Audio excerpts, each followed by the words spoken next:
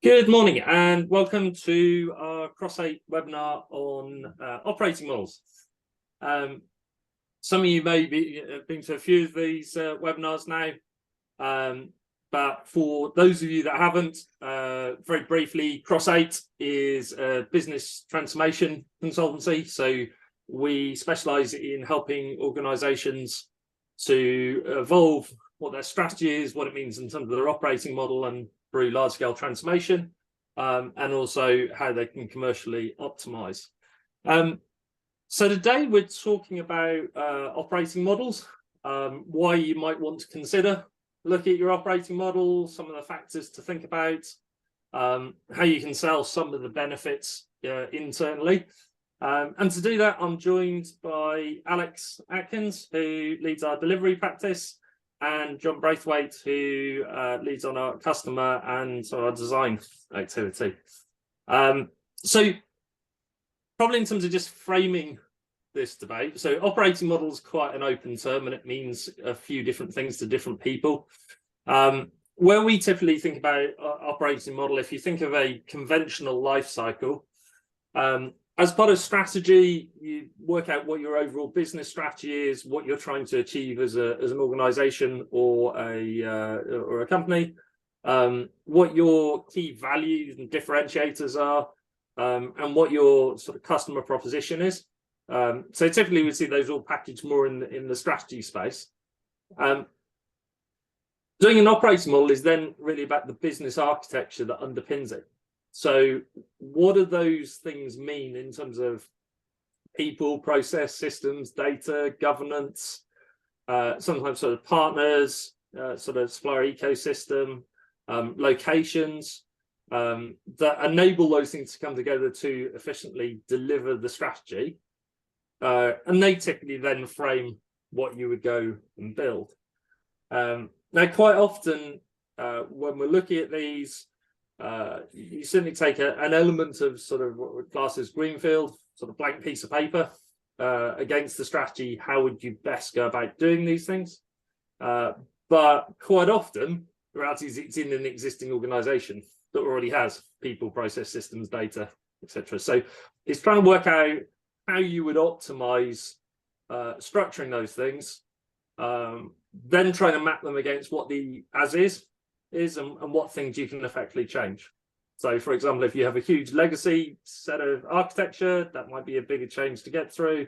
If you've got an organization, you can't necessarily set it all up in terms of the sort of blank piece of paper approach, but it allows you to take an unconstrained view, then work against what you've actually got, and then try and work to, well, what's the optimum design, what's the optimum set of decisions you can make, and in turn that then frames your whole transformation roadmap. But it's then anchored to something. So what we thought we'd touch on a bit is we end up stumbling onto operating models through a whole variety of different client changes and projects. It's not always that sort of linear route of they've started with the strategy and now they're going to do an operating model piece. So that'd be useful. Alex, do you want to share some of the ones where you've sort of seen people come back and look at this and actually why that allowed them to unlock a whole lot of benefits? Yeah, I think the classic one from my experience that resonates really strongly is that new product or service that you're trying to introduce. I think in the past, a clear example of that is Smart, and we don't get too lost in Smart as a thing, but that really reshaped the energy utility world for the next 15 years. And it's probably very similar to any new tech that we're looking to introduce at the moment. And it really sort of fundamentally at the heart of that is how can you unlock the opportunities that the challenges then present, and that could be in cost to serve differences, it could be in quality service, but it's really about how you can make a step change with that new product or service and not get stuck in carrying over existing processes and procedures. Fundamentally at the heart of that, when we look at some of the good implementations of that, they had a clear strategy. They understood what the new product was. They understand what that new service was in a smart world, and they knew how to leverage that by setting up a clear definition of what that new model was looking like. And when you then step into the detailed work, you find it's much easier then to leverage that difference and bring that difference to life. I think some of the challenges that where that's not done is that it can get very lost in process work that effectively doesn't give you that difference. It just effectively starts to replicate what you've seen before. And as I say, the challenge with new products and services is that if you don't make it different, you're just going to replicate the past. And your competitors won't. Your competitors will view this world as different, and you'll end up in a fundamentally different place to where you need to be in the market in 2-3 years' time. And that difference is something that's is fundamental to understand and then really address in how you design your target operating model. Yeah, and that's probably, I mean, the Smart was a particular extreme of that, wasn't it? In terms of, I guess for anybody listening who sort of hasn't been as close to the utility world, so this is the sort of government mandated rollout of smart meters. At one level, a big sort of field force asset rollout into people's homes and sort of dealing with all the challenges of customer adoption. But in terms of what it meant for the utility companies, just a fundamental change in how their end-to-end capabilities work. So historically, particularly electricity meter, £7 mechanical meter under the stairs, actually you drive customer contact to the point you send out their bill. You've got more data, you're in control largely of when those customer contacts are likely to happen. And suddenly you go into a world where they've got a digital readout, they also have data, they can see it at any time, they can decide they don't like the look of the price or the bill of an evening. So the whole impact on sort of customer services, on systems, on data availability fundamentally changed. And clearly some of the people both on this call and listening to this call that spent a lot of time living and breathing that. But it's quite an interesting one, whether you did or didn't, in terms of thinking, for example, about AI and some of the changes that AI made. So where we're starting to see more technology sort of process change and automation through AI, there are some small bits that you can do to sort of trial it and testing it. But as soon as you're deploying it at scale, if you're going to fundamentally, for example, alter your customer services operation, you're going to automate more of it, simply trying to slot it in and just do everything else the same way you do today is unlikely to work, as opposed to considering what is the revised customer journey, what is the revised impact on data and systems and processes and how you're going to operate, in order that you can change the rest of it to sort of make it fit together well.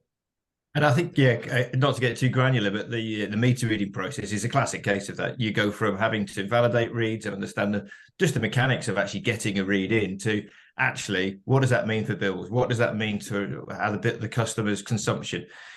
The lift and shift in the customer service capability from quite mechanical activity to much more higher end value adding customer interaction skills is a fundamental switch. And unless that was fully addressed in the TOM, you effectively, you're literally just carrying the team through, landing a change through and not upskilling them in the process, because that automation that came through from Smart is very similar, as you say, to what we start to see with AI, that some of the more mundane and mechanical tasks are removed from the processes. And unless that opportunity is then taken, effectively, you've really not leveraged the time and the capacity that the automation is giving you to give you that high-end customer service. And that's the bits that start to make a difference in well-run businesses and how they react to their customers. So John, we touched a bit there on sort of particularly where technology or a combination of technology and regulation force business to revisit their operating model. But we've come across it in a number of other sort of more traditional projects as well. What's your thoughts? Yeah, well, over the past couple of years, I think what I've seen as a trigger for a target operating model piece of work is the fact that a company's achieved a great amount of success. They've achieved a great amount of success from where they were and where they started. So what you talked about initially, Toby, is having a clear view of a company strategy. That's all actually delivered and matured. And then the company's at an inflection point, and actually what served them well to get to that point and achieve the initial mission now needs to be looked at in the whole. And so particularly with a client we've got in telecoms. Their IT division has gone from a very entrepreneurial, how can we grow really quickly, to now being critical infrastructure, critical national infrastructure, and therefore having to work in a different way and have a different level of capability to meet the needs of those customers and the regulations that apply when your services are reaching that sort of scale. And again, a similar problem with a company, a property development company, more regionally based, that wants to grow and become a national property developer. And what are the right ways in which to deliver that strategy effectively, through defining a new target operating model that will allow them to not just replicate what they do now, but actually do it more efficiently, and maintain a competitive advantage as they grow. And again, it looks at the same pieces, so it looks at the same building blocks of a target operating model. So, you know, systems, process, people, locations, data. But much like the technology-led one, it's not just a case where you're going through growing pains of saying, we need more people. If you just focus on we need more people because we're growing, then you're not going to get your economies of scale. You're not going to increase a step change in service delivery, which you need to if you're going to grow and continue to be competitive. So I think regardless of your trigger point for a target operating model, be it technology, be it growth, be it we had the pandemic, how do you operate with a distributed workforce? You need to consider these things in the round and make sure that all of your considerations for people, process, systems, data are anchored back to your strategy. And actually, I think that's the kickoff point often for these, is making sure that you're really clear on the strategy that the target operating model needs to underpin. I think that link back to strategy is really strong, John. And I think because again, having that broad sweep across those areas and not just assuming, because we've seen some examples where effectively a technical change is Baz has been low impact. And actually, when you sit down and go through it and have a look at the process impacts and have a look potentially into the automation bits we talked about a minute ago, they get missed. So if it's a worthwhile strategic assessment to do at the start, because it does set the path forward for you able to ensure that you're taking the most out of the opportunity. It could be a challenge, but that challenge manifests itself as an opportunity to relook and reset. And we touched on a few times here already the word competitive, and your competitors, in a sense, will be doing this. They will be looking at this in a different way, and some of them looking at it with a blank sheet of paper. And unless you take those opportunities that are presented by change, the sort of the pivot moments that you start to feel, then yeah, you're not going to be able to leverage both the technical change and the business and the people change that's married into that. It needs to be sort of wrapped up into the round to sort of see that through. It's an interesting one on the competitor piece as one of the drivers. We were talking previously about usually in most sectors you've got well-established players that have significant strength, that have significant market share, that their brand, their scale, the rest of it is a significant advantage. But the reality is that most people can pick out examples of disruptors that are coming in at scale across nearly all sectors. And typically it's they don't have the things that the established market players do in terms of already got market share, already got brands, but they're unencumbered by legacy systems, by maybe a big sort of property footprint or location footprint, or and in fact, if you start on that blank piece of paper, there's a significant advantage there in terms of how you can draw up the new world, given the level of change that's coming through. Probably a good point as well about strategy. So I think probably through some of the examples trying to illustrate that, actually, you end up stumbling on sort of needing to do an operating model from quite a wide range of different things. We've seen it everywhere from sort of big transformation like finance transformation, suddenly thinking, well, actually, it's going be bigger in terms of what it means for people, process, systems, rather than just deploying a new system. We've seen it from a cost optimization type thing, rather than just tactically trying to take cost out. If you actually fundamentally look back at what's the value you're trying to deliver and how you're going to structure to do that, you potentially open up a whole range more opportunities, and it's more sustainable change. Clearly, there's some fairly obvious ones in terms of an M&A type space. If you're clashing two companies together, then logically, rather than just having a set of tactical work streams, being able to look at the whole and working out. And if you're setting yourself up to do M&A, so you're setting yourself up on a roadmap, you're going to acquire multiple things, even if some are quite small, but actually, are you clear about your underlying operating model and therefore how it lends itself to quickly integrating highs and where you would plug different things in?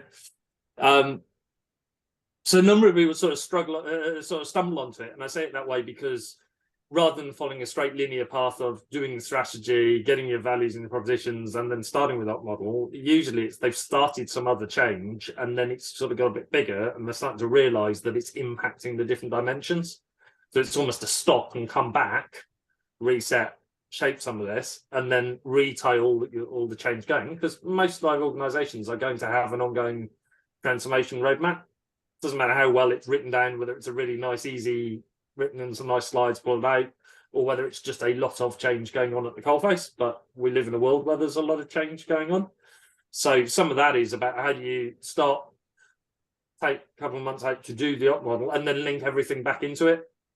But what it does is then anchor it. It's then got a design that it can tie all the changes back to, which allows you to much better sequence. But probably to that strategy piece, I think people, if you haven't particularly done an operating model, or even if you're highly experienced in it, but you're trying to sell it into a set of stakeholders in your organization that haven't, I think strategy and op model get confused quite a bit. So I mean, we take back to op model is fundamentally how do you do your business architecture to meet your strategy, to meet your proposition. If your strategy and proposition and your sort of key value differentiators aren't clear, you've got a bit of work to do upstream to frame those and test those. So you might build it into a slightly extended process, but when you're doing an op model, you're not fundamentally trying to go out and challenge the strategy. You're trying to take the strategy and then work out what does it mean across the different dimensions. I think we see that quite a bit in terms of people getting a bit confused as to, possibly because the strategy's been around for a while, so it's so possibly itself needs a bit of a refresh, but they are sort of two distinct phases. But I think, Alex, to your point, you need that. If you try doing an operating model and you're not clear what your strategy is, and you're not clear what your proposition is, and you're not clear what your values are, it's a very mechanical op model. In theory, tries to optimize across dimensions, but it's not really anchored back to anything, and you're probably not challenging it as well as you can. Yeah, and we see that with some of the clients we've been working with an asset network business, and it's not so much that you can get stuck in and not leverage the benefits out of the process. It is, because I think we've been just discussed that and why a clear strategy helps with that as well. But it also, when it comes to actually landing the target operating model, it becomes almost impossible because you end up butting into not having a clear strategy at the start. You've done a TOM, so you've set this model of the future up. But people there's in a large organization, there tends to be, you can get a tendency towards fiefdoms. So people want responsibility for certain areas and things are done in a certain way. And unless there's a clear set of strategic change, reasons behind that change is really clearly understood by the leadership team, then the moment you get into implementation mode, you just end up hitting resistance. And the example we've been seeing is that just ends up in a sort of a continual state of review where it can't escape into implementation because it's constantly being challenged by, well, that won't work, or that hasn't been properly thought through. And at the heart of it, it's less about the fact that it hasn't been thought through, is that actually there wasn't a common agreement at the start as to what it was trying to achieve. And therefore, the moment that you get to implementation mode, you're back into effectively the first conversation, which is, what are we trying to do? How should we be structured? How should we be? What are our operational areas? What are the responsibilities? because these are the things that really people start to get emotional about, and how to then and when if you haven't cleared the path for, then unfortunately you just get stuck in a status loop. So it's the classic, how much time do you invest up front to leverage later on? And I think with Toms, you really can't escape the fact of having a clear sense of clear purpose around what you're trying to do. Because they in large organizations, this involves a lot of people. You'll involve workshops, you'll involve time out. As a C-suite, you can't be in those rooms. You can't be there sitting on top of everybody saying this is how it should be done. Somehow that you need to articulate that through, capture that in some clear strategic aims, and then when people are in workshops, they can bring it to life. They can use those sort of strategic guides to help it set what they're trying to achieve, and they can sort of self-check in the room. As we set out today, what do we try to do today, and by 5 o'clock have we done something that actually meets these sort of core aims that we set out? But unless you've got that, you could end up in that sense of, oh, we've done a Tom, but is it a Tom that can land? Is it different? Is it really going to leverage what the business needs in terms of its strategy? And I think they're the bits where it gets stuck. Yeah, and I think what resonates there, Alex, is that you're talking about effectively time spent up front.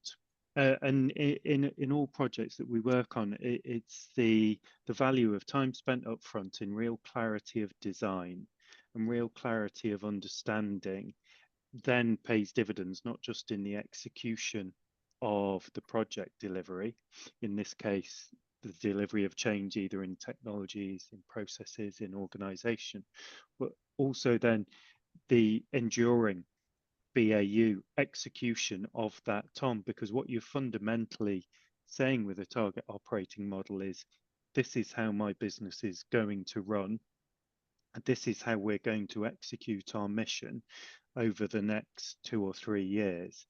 And I think we often see organizations that have a very clear view of that, maybe from a technology roadmap point of view, but do they have such a clear view from either a location or a people or a process or a data point of view, around really understanding how they can use data to drive their performance? I think those other areas that sit around this, and partners is another one. So Toby, we've worked together in an organization that I think probably half of its cost base was spent with suppliers, and you can think of a target operating model in terms of, how are my people going to work? How are my systems going to work? But actually, most organizations now, their success is built on partnerships with third-party suppliers. And actually, you need to really consciously walk into those agreements with third-party suppliers and actually make sure they are partnerships, and that you're set up in your organization to manage those relationships as partnerships. I think we've got quite a bit of experience in that area that maybe we could talk to. Absolutely. So I think one of the things we say, just as another sort of program that someone's playing in the same area, is particularly that sort of large scale outsourcing, and it's how much it's similar to so location outsourcing. A lot of these can be sort of tackled on a single dimension, and the reality is there's quite a bit about, if you took something like outsourcing, what is your overall strategy? What's your key value differentiators? What's also your key sort of quality controls? Therefore, as you're going into designing what you're going to outsource, which bits do you still need to be able to control or influence, either by retaining them or having the right mechanisms? Quite a lot of the time when we see outsourcing, for example, going wrong, it's because there wasn't a clear view of that going forward. Particularly around, for example, controls on things like customer experience. You've given it all away, and then sometimes it works brilliantly because the partnership is just right and the other organization gets it right. But quite often you get that sort of disconnect, and it's because you didn't really consider how the whole was going to sit together and how the sort of key bits you'd want to retain. And it's been done, as I say, too much at a single level. Location, I think it's probably got a similar one to that. So sort of tied to the quite a bit to outsourcing, but we've seen quite a lot of resource arbitrage. That doesn't necessarily so moving locations to access similar or even higher skills, but at a lower cost base. And it doesn't have to be outsourcing. That doesn't have to be going to a third party. That could just be more regionalization. So coming out of, for example, in the UK, coming out of London, into different areas. It can be nearshoring or offshoring, but still to an internal capability or to a third party capability. But again, quite a lot of those are sort of considered in isolation. And I think, you know, something like AI again is going to challenge some of those things. So so a lot of it, when it was done historically, is exactly just that resource arbitrage. I want to access the same or better skills. So I'm looking for locations with good access to education and to match on languages that can service my customers. But essentially, I'm going somewhere because I can, you know, as a business, I can pay less for that service. AI obviously starts moving you away from, well, I'm not chasing individuals anymore, and I'm not chasing that, and might bring you to somewhere fundamentally different. So how is that going to fit with the different dimensions of your business? Which bits are you in control? How are you going to layer that in? So the reality is for lots of existing organizations, they will have big partner relationships, for example. You're not instantly going to then say, well, I'm going AI, I'm going to automate that all overnight. You're going to layer that on in amongst all the other things. So how are all those things going to fit together? Do you have a design that works? I think we'll touch slightly on the dimensions. I think some of the other webinars, what we're not trying to do is do a masterclass in sort of the sort of step-by-step process. What we will do for anybody listening or anybody listening on demand is, we've always said across all our different bits, we're quite happy to share all the sort of processes and frameworks and things we've got. So we'll send that out, and you are welcome to use those. If you can, equally, if you want support or help, please let us know. I suppose interestingly with operating models, and again, it's said in the spirit of, it's not a sales play, it's just a thing of reality. If quite a lot of the other sorts of change sometimes can be done internally, and potentially just need some frameworks or some tools to help deliver that well, and sometimes need external help, because whether it's a capacity or it's skills, it's like change, it's how to do that well. I guess from my personal experience, most of the times I've seen operating model work going on, whether it's stuff that obviously we've been involved in, but even just being in organizations where it's been happening, is quite often done by externals. And I think probably for some of the points actually that you sort of touched on before, it tends to be quite a finite activity, either because it's in a linear process, you've done the strategy, you want to get towards transformation, you've got to get past this stage, or more often because you've chosen to take stock, you realized you're hitting more dimensions, actually you're coming back and doing it, so you're trying to fit it into a set of changes that we're already running. But probably more fundamentally, that ability to just shape and challenge.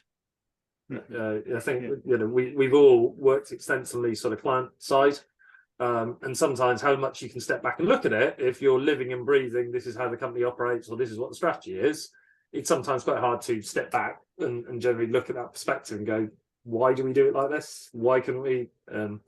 No, invariably, I think if you come out, you will have a bunch of things. It's not completely radical different, but that ability to just go through a structured process, and usually what it is external help is trying to drive that external process and be that challenge and review and point out where things do or don't join up, which allows internal stakeholders, so C-suite and down to be the ones that are sort of contributing to it and driving it, but going through that challenging.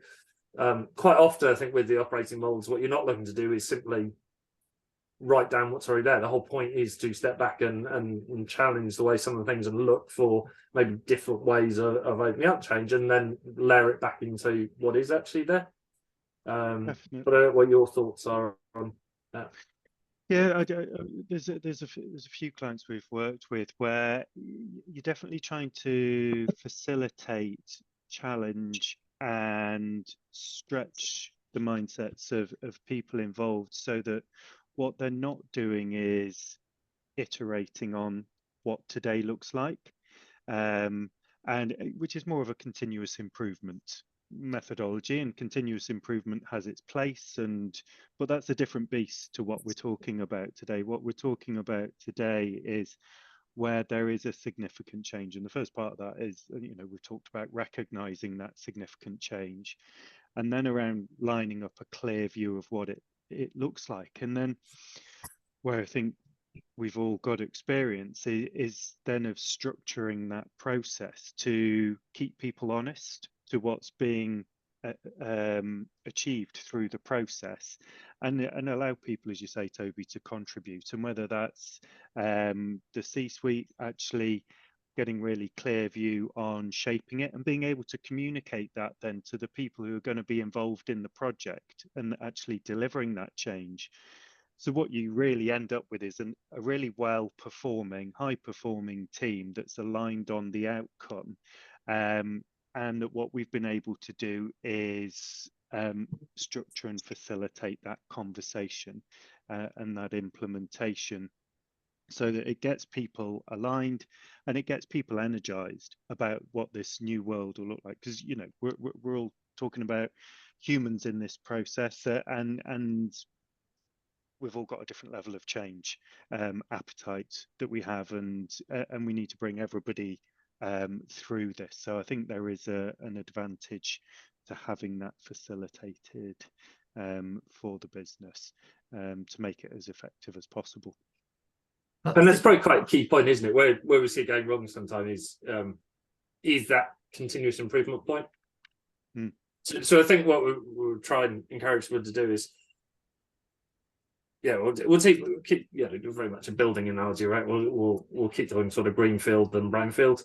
I think you want to try and do the unconstrained view. You want to do the sort of greenfield, blank piece of paper. How would you go about building this? Absolutely, for 90% of clients, they have an existing operation. So you will then build it back to brownfield and go, well, that's lovely. I would, if I was building from scratch, I would start somewhere slightly different. But we do have a structure and an organization and systems and people. So which ones do we change and how do we do it? But I think to that point, as long as you bring that into the discipline, you get to a much more thought out position, and where you are making compromises because, I don't know, you've just spent an absolute fortune deploying SAP and you can't possibly justify throwing it out 2 years later. You're very clear why you did that. I think where people go wrong is where they literally just do a continuous improvement pace, and you haven't really challenged, actually, if I look, and it's very much continuous improvement pace for now, as opposed to if I look ahead 3 or 4 years, where is it we're trying to go? What are we trying to do? You don't have to get there in one step. And then what compromises might have to live with because we can't justify throwing something out or we can't make change. But I think you get to much better decision making as part of that, and something that probably stands test of time a lot better than falling into the continuous improvement trap and just sort of writing down what's there and tweaking bits around the edges. Yeah, definitely. And I think there's another little lens to why bringing the likes of ourselves in to help shape and drive a Tom is independence as well. I think the challenge is when you get into setting out what a Tom looks for an organization is that there are invested relationships, powers, and different areas of the business. And by coming in with an independent view, we're immune to that. We're just looking for what actually is best here. We're bringing best practice in from other clients, bringing best practice from an application. We're striving for that. We're not trying to say, actually, I want to make this area larger because that's the area that I work in and I want to come from that perspective. And I think that independence does allow us to make sure you get to best practice, and what you don't end up is that not so much the continuation of the norm. It's the expansion that you might start to see in some conversations where there are stronger areas of the business that are have an appetite to grow bigger, and that's that we've seen in a few implementation areas, and that does provide some challenges. And I think the other bit then is about simplification. I think these are can be complex things, and actually drawing them back into simple models is a pretty tough thing, because what you're trying to do is map what are complex interrelationships and bring that back into something that's coherent and simple enough for everybody to understand. And that's where, again, some of the art that comes in this rather than the science that we may have been going through earlier. Yeah, definitely. No, it's a good challenge. I mean, I think if you are going to run it internally, that's good. One of the things to bear in mind is your depending on which level you're doing the operating model, and I say that because sometimes we're talking about a sort of organization-wide one, which clearly is going to be more C-suite. It's going to involve more senior stakeholders. Whereas equally, you can do it in, for example, a function. You can do an IT one or a finance one, which is still going to be significant. You're still going to have stakeholders, but you might have slightly more control over who you can access and time and get to work on it. But I think particularly if you're doing the company-wide one and you want access from all the stakeholders, and all of which are busy people, it's how do you run to quite a structured timeline for the approach. I'd encourage you at the start to how do you make sure you've got a bunch of the key workshops booked in, and we can share frameworks and other stuff that you use so you can sort of see what you're trying to get to, but almost going into it, you already know in week 6 you're going to come to these sorts of decisions. At the start, you don't know exactly what the decision is, but you know who you'll need to do it. And really to the point of trying to get it to land properly, you want to anchor it all the way through. So if in the first couple of weeks, what you're doing is just, let's assume the strategy is good, but you're just distilling it out. You've been really clear on what the key value differentiators are, almost the spirit of no surprises. You're not trying to come up with something radically new. You're not trying to challenge the strategy, but you want to make sure the Tom is anchored. Because the last thing you want to be doing is be 6 weeks, 7 weeks into the activity, and then all the things that you thought were anchored on because you thought you'd interpreted the strategy right start falling apart because other people have different views. So I think through that, just straight sort of project management bit, but quite significant given the level of stakeholders, how are you very clear through that process where you're sort of locking in its bit, where you're signaling where key decisions are coming, and then just good governance to try and properly document, capture them, do all the warm-ups so people are clear what they're doing. So as that at each point you can properly bank the decisions, as opposed to lots of good conversation, all that drifts a bit, and then it all starts falling over at the end when you just come back to try and lock it in because it's just not well anchored. But we can certainly say we can share frameworks, tools. If anybody wants any of those, we can send stuff out, which will give a bit more structure to that you can take and just use yourselves and apply. Probably one of the other areas that's worth just touching on is almost because one of the things we come across quite a bit is sort of working with effectively key sponsors, whether they're using us or not. But so someone who's sort of sponsoring the overall change can see it's about to happen, has got themselves in the space. So actually, I do need to do it on, but you're sort of trying to sell it back into. So you're trying to do the internal sell as a sponsor. I don't know, in whichever, you're typically maybe a C-suite role or something like that, but you're someone significant, but you've still got to sell it to whether it's the board or to the leadership team, to the CEO, whoever you're saying back to. I think some of that is just sort of framing some of the benefits of taking stock and sort of some of the clarity it's going to give afterwards. I guess it'd be interesting what your views are on sort of where you've seen that done well.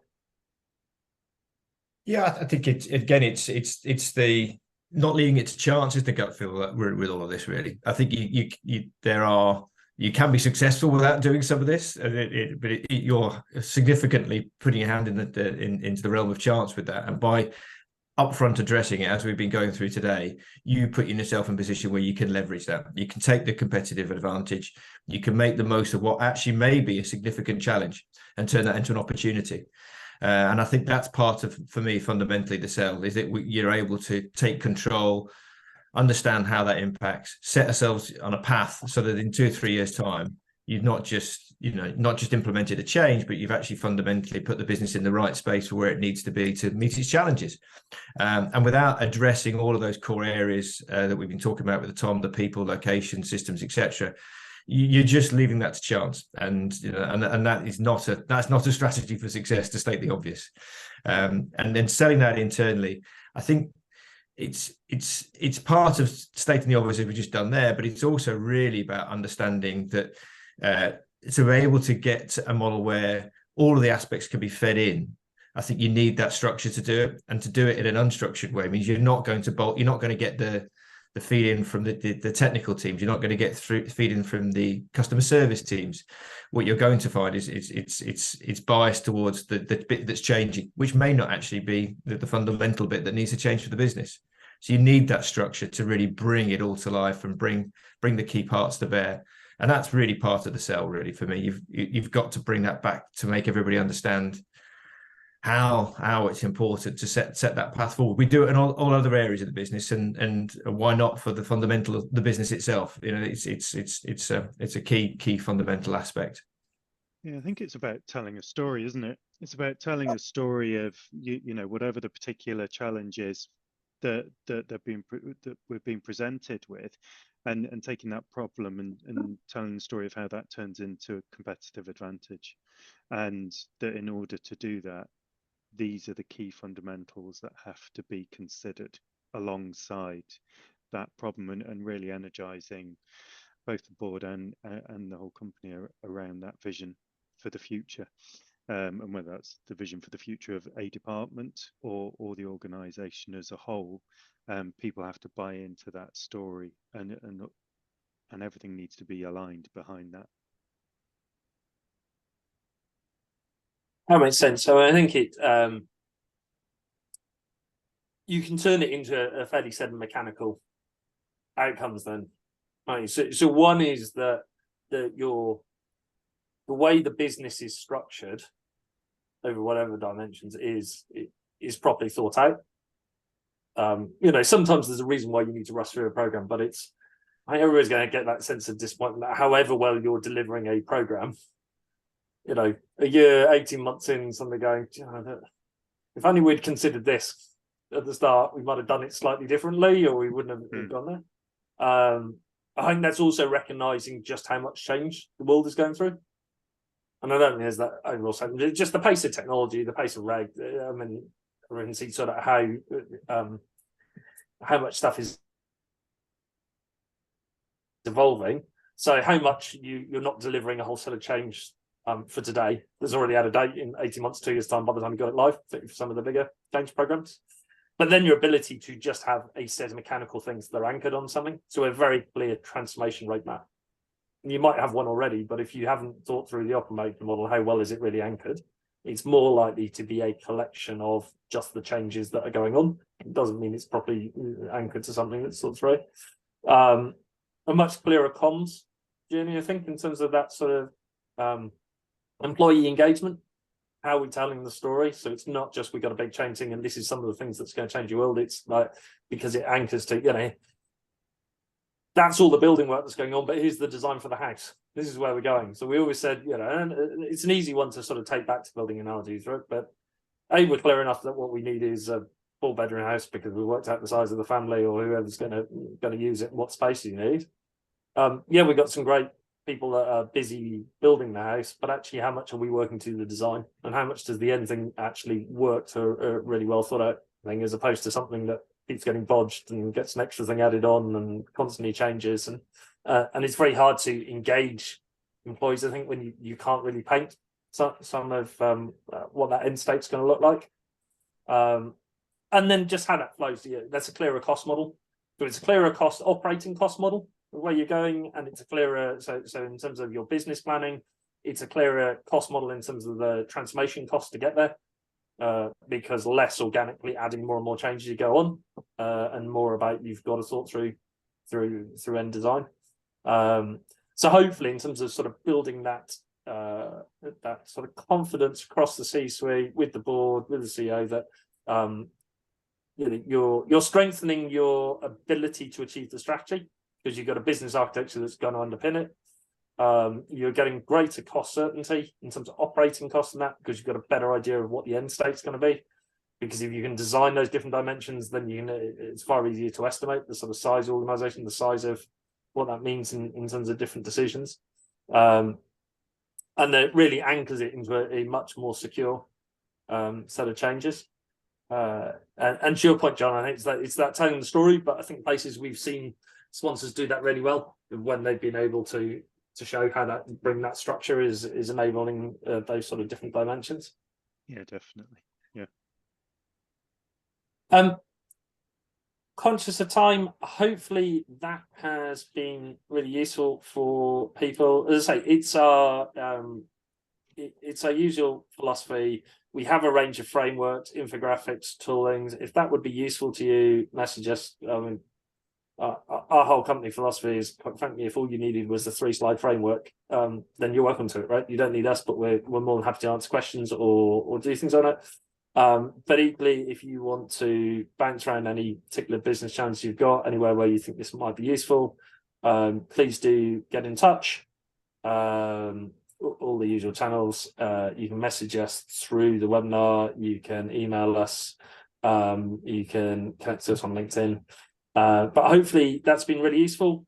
If you do have any questions, thoughts, feedbacks on the webinars, as we continue to try and evolve these, if there are other subjects you'd like us to cover, then please let us know. But thank you very much for today.